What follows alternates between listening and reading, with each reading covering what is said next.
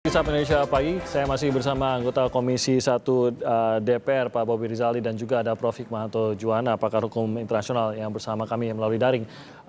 Kalau sampai jatuh pada pemutusan hubungan bilateral, apakah tuntutan ini yang dinyatakan oleh demonstran dalam demonstrasi kemarin, ini realistiskah? Mungkin saya langsung ke Pak Bobi. Jadi memang yang disampaikan oleh Bapak Presiden kita itu di poin kedua bahwa pada saat dunia sedang membutuhkan persatuan untuk menghadapi pandemi COVID ini, nah hal yang terjadi di Perancis malah membuat sebaliknya. Jadi saya rasa juga pemerintah Indonesia ingin Presiden Macron segera memperbaiki keadaan tersebut. Nah, yang itu tadi kita sudah bahas pertama, memang bukan saling membantah atau mengklarifikasi dengan dia mengatakan dua hal bahwa ada distorsi informasi, bukan maksudnya mendukung, tetapi itu adalah membela hak konstitusi. Yang kalau kita paling lihat secara teori yang secara umum, ya kalau dia memang berniat untuk menghentikan aksi-aksi ini, ya adalah dengan meminta maaf. Kecuali dia emang ingin hal yang lain di negaranya, kan bisa juga yang dengan keadaan seperti ini dia meningkatkan kewaspadaan, menaruh polisi di mana-mana, tentara di mana-mana dengan alasan akan terjadi banyak serangan militan. Tetapi ya ini kan seperti pernah dilakukan di negara besar, seolah-olah we are war on terror. Tetapi kan secara di dalam negerinya dia ingin meningkatkan elektabilitas misalkan karena kelesuan ekonomi yang kita lihat di negara tersebut. Nah ini jadi tinggal tergantung dari pribadi Macron. Saya setuju tadi yang disampaikan bahwa pemerintahan Perancis itu bukan pemerintahan Perancisnya saja yang misalkan contoh dalam demo-demo ini sudah masuk kepada pribadinya presiden itu sendiri. Dan yang paling sederhana ya tidak lain ya hanya meminta maaf saja, itu saya rasa sudah sangat cukup, kecuali dia ingin ada hal-hal yang lain itu tadi yang seperti contohnya. Pak Bobi menggambarkan bagaimana keputusan untuk memberikan pernyataan seperti permintaan maaf ini juga bukan keputusan yang sesederhana melihat oh ada yang marah lalu saya minta maaf, tapi ada pertimbangan politik yang besar di dalam tubuh pemerintahan Perancis itu sendiri maupun antara Macron dengan para pemilih di Perancis dengan warga Perancis, bahwa tidak sesederhana meminta maaf, tapi ada pertimbangan-pertimbangan di dalam negeri pastinya, begitu Pak Bobi ya? Ya betul, jadi memang ini ya kalau itu secara teori paling mudah ya meminta maaf selesai ini. Tapi kalau misalkan itu ditahan-tahan dengan ada maksud-maksud lain, ya itu tadi contohnya seperti ya mungkin jargon kampanye atau apa, ya itu kita tidak tahu. Tapi secara kasat mata semua ini selesai kalau dia meminta maaf, selesai. Oke, tapi banyak pertimbangan yang ini yang mungkin kita lebih tidak tahu lagi sebenarnya, Pak Bobi. Tapi pemutusan hubungan itu mungkin Anda bisa menggambarkan, apakah memang akan sangat melukaikah atau apakah hal ini menjadi pilihan terakhir begitu? Mengingat ya kita tentu saja masih menunggu kalau Macron meminta maaf, apakah tidak perlu terburu-buru jatuh pada keputusan memutuskan hubungan diplomatik, atau seperti tuntutan dari salah satu pihak juga mengatakan tarik aja dulu dubes kita dari Prancis. Ya kita juga mendukung, karena kan pemutusan hubungan diplomatik yaitu dengan peniadaan dubes itu kan ada beberapa tahapan-tahapan. Misalkan dimulai dari kita menarik dubes, yaitu juga sangat baik karena memang satu sikap negara yang mayoritasnya itu memang Muslim yang memang tercederai karena pernyataan Macron tersebut, ya pasti akan kita dukung.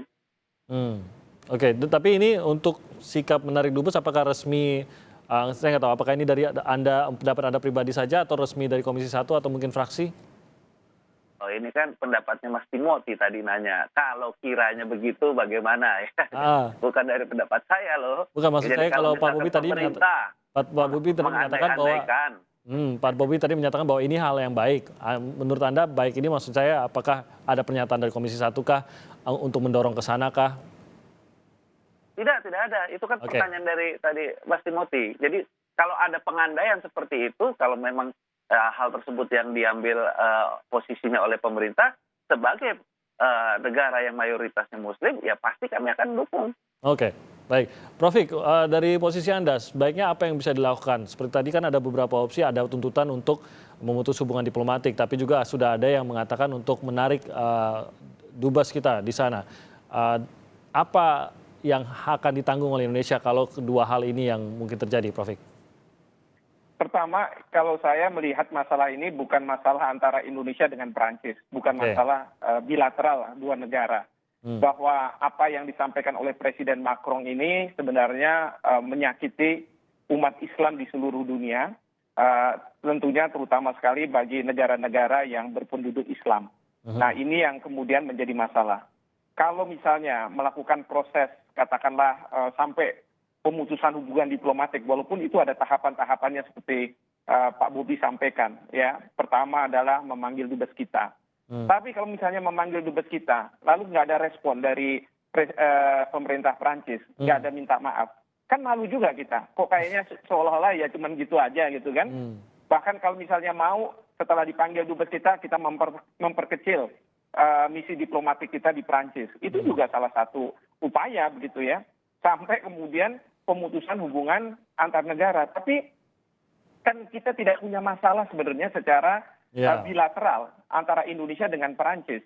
Ya, jadi kalau menurut saya tindakan itu kalau ditanya bisa atau tidak ya tentu bisa saja. Tetapi pertanyaan yang paling penting untuk kita jawab adalah apakah efektif untuk Presiden Macron meminta maaf dan mencabut pernyataan-pernyataannya. Itu yang menjadi permasalahan. Nah, kalau menurut saya dengan cara-cara seperti itu tidak mungkin. Bahkan kalau misalnya boykot, kalau hanya Indonesia saja juga tidak mungkin. Ya, kalau misalnya semua negara Islam melakukan bisa saja. Tetapi juga ingat kalau kita melakukan boykot, ternyata ada warga negara kita yang bekerja di Indonesia ya untuk perusahaan-perusahaan asal Prancis. Artinya apa? Di dalam era globalisasi sekarang ini sulit untuk mengatakan bahwa ini produk Prancis. Jangan malah penduduk kita, warga kita yang akan kehilangan pekerjaan dan lain sebagainya. Itu menurut saya justru akan liar kemana-mana dan tidak akan efektif untuk kita mendapatkan permintaan maaf dari Presiden Macron. Saya masih tetap berpendirian bahwa apabila Bapak Presiden berkenan, kenapa tidak kemudian angkat telepon, bicara. Dan itu sudah biasa. Ya, kalau misalnya Presiden Trump menelpon kepala negara lainnya. Karena di era globalisasi sekarang ini, kadang yang namanya formalitas itu sudah tidak lagi diikuti secara ketat. Ya. Kan kita bisa bicara dari hati ke hati. Misalnya mengatakan bahwa Presiden Macron kalau tidak ada permintaan maaf, apa yang terjadi? Kami ini kerepotan untuk menjaga masyarakat kami berhadapan dengan kami. Karena bagi masyarakat misalnya di berbagai negara ya termasuk Indonesia, paling dekat adalah mereka berhadapan dengan pemerintah mereka masing-masing. Iya, betul. Satu. Kedua, hal-hal yang berbau Perancis. Coba misalnya kayak di Bandung kemarin itu. Ya kan? Apa yang jadi masalah terhadap Institut Perancis ini? Ya, kemudian yang didatangi kan di sana. Nah, jadi kalau misalnya kita menyampaikan kepada Presiden Macron seperti itu situasinya, bahkan jangan sampai antar masyarakat kita saling beradu argumentasi, bahkan menggunakan kekerasan. Ini yang saya sebut sebagai tragedi kemanusiaan, Mas Timothy.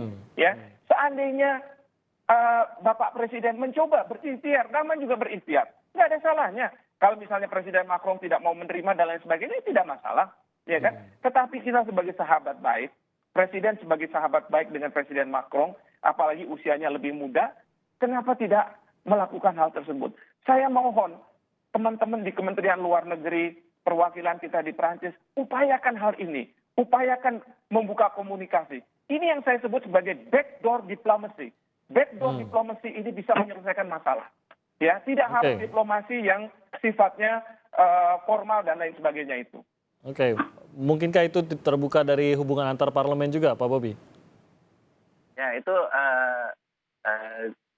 sangat baik usulannya. Itu akan karena kan ada multi track diplomasi di DPR itu ada GKSB atau bilateral antar parlemen yang di masing-masing fraksi itu memiliki perwakilan. Itu saran yang sangat baik yang saya rasa perlu ditindaklanjuti. Oke, terakhir mungkin Prof. Saya ingin tanya, ada juga tuntutan untuk membawa Macron ke jalur hukum. Ya, mungkin ini tentu saja bukan untuk hukum di Indonesia, tapi mungkin Anda bisa lebih menjelaskan apakah memang pernyataan-pernyataan yang salah dari pemimpin negara ini juga bisa dibawa ke jalur hukum. Sekali lagi, mungkin kita atau mungkin Prof. langsung merasa ya tidak mungkin pertanyaan ini seharusnya tidak ditanyakan, tapi tentu saja karena masih banyak yang menuntut hal tersebut. Bisa dijelaskan begitu Prof. Sebenarnya status hukumnya seperti apa kalau ada pernyataan seperti ini dari seorang pemimpin negara? Kalau menurut saya tidak mungkin hal ini dibawa ke katakanlah peradilan internasional. Kalau kita bicara ke International Court of Justice, kita tahu bahwa yang bersengketa di situ adalah negara dan negara yang bersengketa harus bersepakat terlebih dahulu. Kalau kita bawa ke ICC, International Criminal Court, pertanyaannya adalah apakah apa yang disampaikan oleh Presiden Macron ini termasuk di dalam kejahatan internasional. Kejahatan internasional itu ada crimes against humanity, kejahatan terhadap kemanusiaan, ya, kejahatan terhadap perang, kejahatan agresi, bahkan juga genosida. Nah, kalau menurut saya itu sulit dan kemudian harus diinisiasi oleh Dewan Keamanan PBB atau oleh jaksa yang ada di ICC. Jadi itu akan juga sulit. Kalau misalnya di pengadilan nasional, pertanyaannya adalah apakah putusan dari pengadilan nasional itu punya kekuatan eksekutorial, bisa dieksekusi di Prancis, dan saya rasa tidak bisa. Jadi menurut saya peradilan-peradilan baik internasional maupun nasional itu tidak mungkin bisa menyelesaikan masalah ini. Tapi sekali lagi, kalaupun itu mau ditempuh, namanya mencoba, ya bisa saja. Tapi akan memakan waktu lama dan lain sebagainya. Dan sementara ini tuntutan yang dihendaki oleh umat Islam di dunia itu adalah permintaan maaf dari Presiden Macron dan mencabut pernyataannya. Oke, ada beberapa poin tadi yang sempat disebutkan oleh Prof.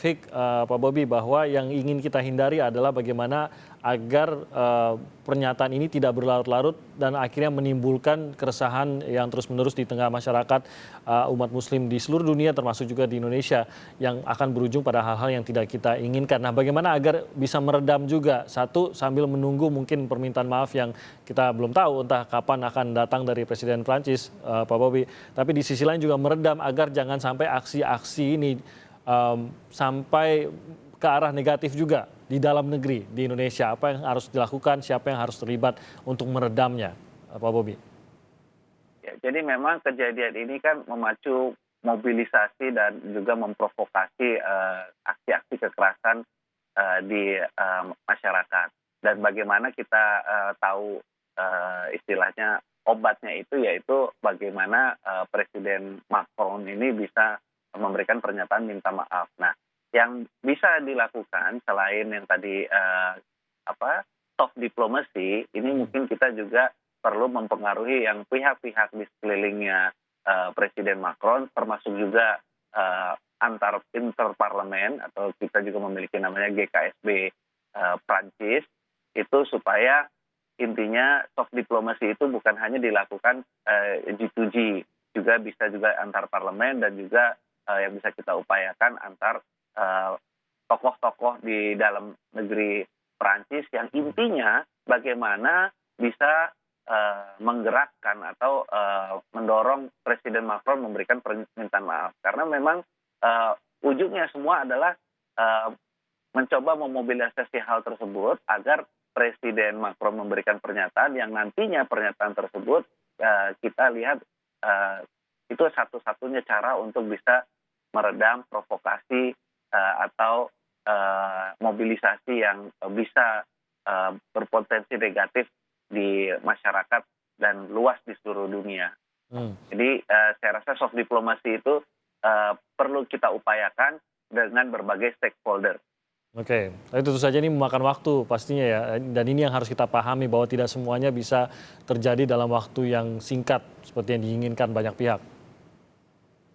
Ya, konsekuensinya ini kan nanti kan jelas, ada mulai sudah demonstrasi yang mulai meluas, kontraproduktif terhadap semua upaya-upaya ekonominya dari negara Prancis, hubungan bilateral dan multilateral terhadap negara-negara yang berkontribusi besar terhadap perdagangan misalkan.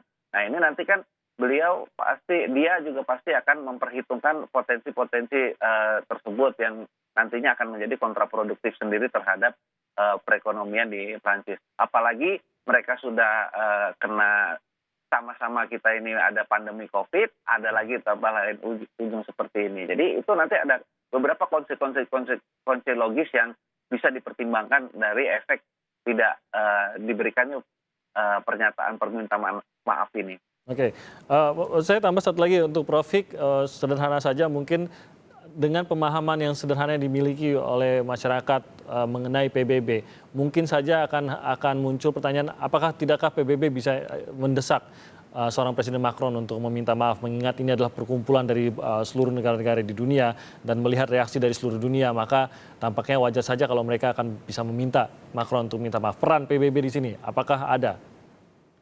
Tidak mungkin juga, karena kalau misalnya di Dewan Keamanan PBB kita tahu bahwa Perancis merupakan salah satu negara tetap PBB yang punya hak veto.